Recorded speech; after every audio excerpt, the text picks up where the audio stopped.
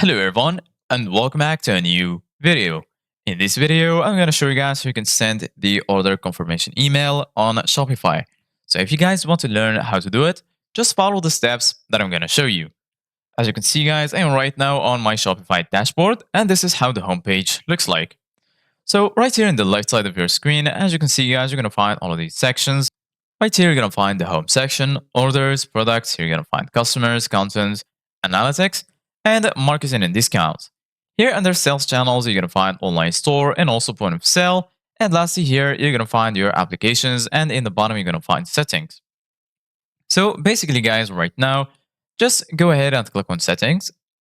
And then once here in the settings, you're going to find right here all of the different settings of your Shopify store. So here you're going to find all of these sections. Here you're going to find general, plan, buy link, users and permissions, payment, checkout, and so on. So right here in this list, go ahead and search for notifications. So once you find notifications, as you can see guys, here you're going to find sender email.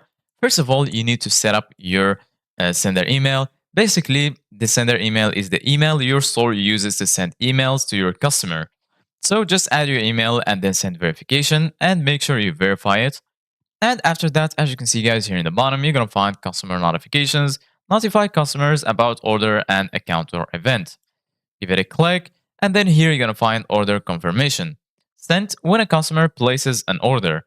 Give it a click and after that, just wait for this page to load. And then here, as you can see guys, you're going to be able to see your order confirmation email and you can also change it if you want. So just click on edit code and then you can change the code of the email and then preview it before you save it. So this is it guys for today's video. Thank you guys for watching. See you guys in the next video.